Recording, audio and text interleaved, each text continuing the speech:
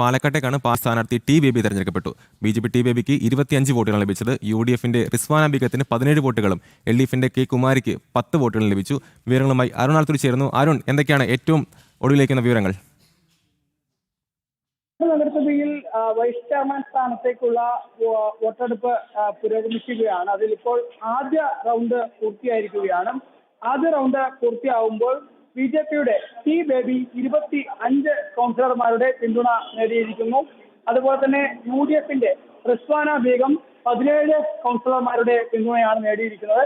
18 കൗൺസിലർമാരുടെ പിന്തുണയാണ് ഈ UDFന്റെ റിസ്വാന ബീഗം നേടേണ്ടിയിരുന്നത്. പക്ഷേ അവരുടെ ഒരു കൗൺസിലർ സമയക്രമം പാലിക്കാതെ 2:30 കൗൺസിൽ ഹാളിലേക്ക് എത്തണമെന്നിരിക്കെ 2:37 ഈ UDFന്റെ ഒരു കൗൺസിലറായ കോൺഗ്രസിന്റെ കൗൺസിലറായ പ്രശോഭ് M. വത്സൻ എത്തിയത്. അതോടുകൂടി തന്നെ 18 വോട്ടുകൾ ലഭിക്കേണ്ട റിസ്വാന ബീഗത്തിന് 17 വോട്ടുകളാണ് അതിൽ ലഭിച്ചിരിക്കുന്നത്. LDFന്റെ കെ കുമാരിക്ക് 10 വോട്ടുകൾ ലഭിച്ചിട്ടുണ്ട്. ഈ കുമാരിയെ സംബന്ധിച്ചിടത്തോളം ഒരു സ്വതന്ത്രന്റെ പിന്തുണ കൂടെ 10 വോട്ടുകൾ ലഭിച്ചിട്ടുണ്ട്. ഈ കുമാരിയെ സംബന്ധിച്ചിടത്തോളം ഒരു സ്വതന്ത്രന്റെ പിന്തുണ കൂടെ അവിടെ ലഭിച്ചിരിക്കുന്നു എന്നുള്ളതാണ്. ഇന്ന് രാവിലെയും സമാന രീതിയിലായിരുന്നു ചെയർമാൻ തെരഞ്ഞെടുപ്പ് പുരോഗമിക്കുന്ന സമയത്ത്. ചെയർമാൻ തെരഞ്ഞെടുപ്പിൽ ആദ്യ റൗണ്ടിൽ പള്ളിപ്പുറം ഭാഗത്തു നിന്നുള്ള സ്വതന്ത്രനായിട്ടുള്ള വ്യക്തി കൃത്യമായിട്ട് ആദ്യ റൗണ്ടിൽ LDFനെ പിന്തുണയ്ക്കുകയായിരുന്നു. റഷീദ് എന്ന കൗൺസിലറാണ് ആദ്യ റൗണ്ടിൽ LDFനെ പിന്തുണച്ചത്. സമാനമായ ഈ വൈസ് ചെയർമാൻ തെരഞ്ഞെടുപ്പും പുരോഗമിക്കുമ്പോൾ ആദ്യ റൗണ്ടിൽ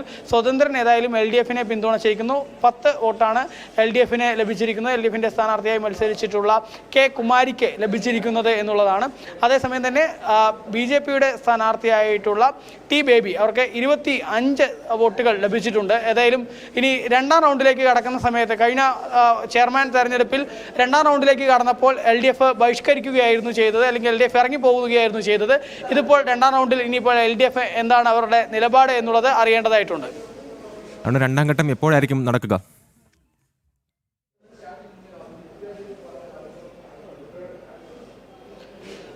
രണ്ടാം ഘട്ടം അല്പസമയത്തിനകം തന്നെ ആരംഭിക്കും എന്നുള്ളതാണ് അറിയാൻ സാധിക്കുന്നത്. അതിൻ്റെ നടപടിക്രമങ്ങളൊക്കെ പുരോഗമിച്ചുകൊണ്ടിരിക്കുന്നുണ്ട്. ഏതായാലും ആദ്യഘട്ട വോട്ടെടുപ്പ് പൂർത്തിയാവുന്ന സമയത്ത് ഈ കോൺഗ്രസിനെ സംബന്ധിച്ചിടത്തോളം അവർക്ക് അവരുടെ കൃത്യമായിട്ട് 18 എന്നുള്ളത് പോലും ലഭിക്കാത്ത സ്ഥിതിയിലേക്ക് എത്തിയിരിക്കുന്നത്. അത് അവരെ സംബന്ധിച്ചിടത്തോളം വലിയ തിരിച്ചടി തന്നെയാണ് എന്നുള്ളതാണ്.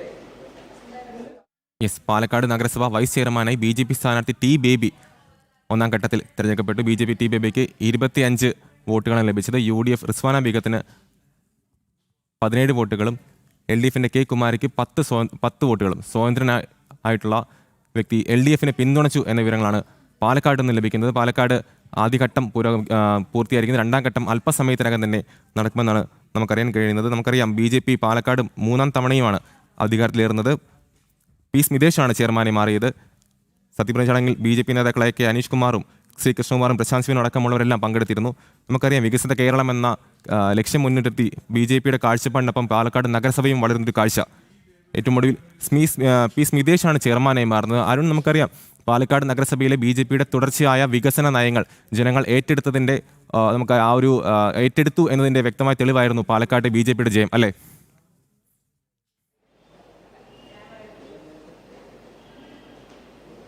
തീർച്ചയായിട്ടും നമുക്കറിയാം 2015 പാലക്കാട് നഗരസഭയിൽ ആദ്യമായിട്ട് BJP അധികാരത്തിലേക്ക് എത്തുന്നത്. സംസ്ഥാനത്ത് തന്നെ ആദ്യമായിട്ട് ഒരു നഗരസഭയിൽ BJP അധികാരത്തിലെത്തുന്നത് കേരളത്തിൽ പാലക്കാടാണ്. പാലക്കാട് 2015 24 സീറ്റുകൾ നേടിക്കൊണ്ടായിരുന്നു BJP അധികാരത്തിൽ എത്തിയത്.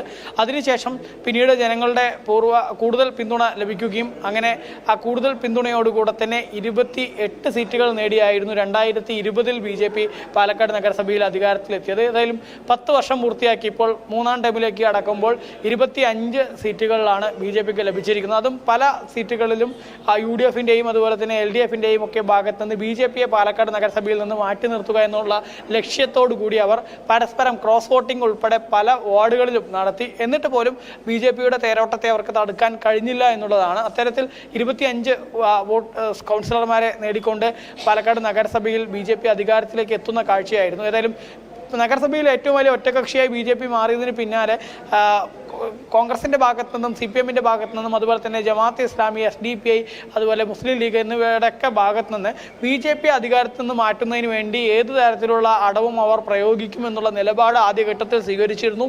അത് വലിയ വാർത്തകൾക്ക് വഴിവെച്ചു. ഒടുവിൽ അത് ഇനി നിയമസഭാ തെരഞ്ഞെടുപ്പ് വരാനിരിക്കെ വീണ്ടും പാലക്കാട് നഗരസഭയിൽ ആ അവിശുദ്ധ കൂട്ടുകെട്ട് തുടർന്നാൽ തിരിച്ചടിയാവും എന്നുള്ളൊരു തീരുമാനത്തിലേക്ക് അവർ എത്തുകയായിരുന്നു. അങ്ങനെയാണ് ഇന്നിപ്പോൾ ചെയർമാൻ തെരഞ്ഞെടുപ്പ് ഇന്ന് രാവിലെ നടന്നത്. ആ സമയത്തും സ്വതന്ത്രനെ മുൻനിർത്തിക്കൊണ്ട്, അതായത് UDFന്റെ കോൺഗ്രസിന്റെ വിമതനായിട്ടുള്ള റഷീദിനെ മുൻനിർത്തിക്കൊണ്ട് LDFും UDFും ഒന്നിക്കുന്ന ഒരു സാഹചര്യം ഉണ്ടാകുമോ എന്നുള്ള സാഹചര്യം ഉണ്ടായിരുന്നു. പക്ഷേ നിയമസഭാ തെരഞ്ഞെടുപ്പ് വരാനിരിക്കെ അത്തരത്തിൽ ഒന്നിച്ചു കഴിഞ്ഞാൽ അത് നിയമസഭാ തെരഞ്ഞെടുപ്പിൽ പാലക്കാട് വലിയ തിരിച്ചടിയായി മാറുമെന്ന് മാത്രമല്ല BJPയുടെ ഗുണം ചെയ്യുകയും അതുപോലെ തന്നെ ജനങ്ങൾ കാര്യങ്ങൾ കൃത്യമായി വിലയിരുത്തും എന്നുള്ളൊരു ഭയം കോൺഗ്രസിനെ സംബന്ധിച്ചിടത്തോളം ആണെങ്കിലും CPMനെ സംബന്ധിച്ചിടത്തോളം ആണെങ്കിലും ഉണ്ടായിരുന്നു. ആ സാഹചര്യത്തിലാണ് അവർ അവരുടെ തന്നെ സ്ഥാനാർത്ഥികളെ രണ്ടുപേരും ഒറ്റയ്ക്കൊറ്റയ്ക്ക് നിർത്തുന്നതിലേക്ക് പിന്നീട് കാര്യങ്ങൾ എത്തിയത്. അത്തരത്തിൽ ഒറ്റയ്ക്കൊറ്റയ്ക്ക് നിർത്തുന്ന സ്ഥാനാർത്ഥികളെ നിർത്തി അവർ മത്സരിച്ചപ്പോൾ പാലക്കാട് നഗരസഭ വൈസ് ചെയർമാനായി BJP സ്ഥാനാർത്ഥി T. ബേബി തിരഞ്ഞെടുക്കപ്പെട്ടു. 25 വോട്ടുകളാണ് ലഭിച്ചത്.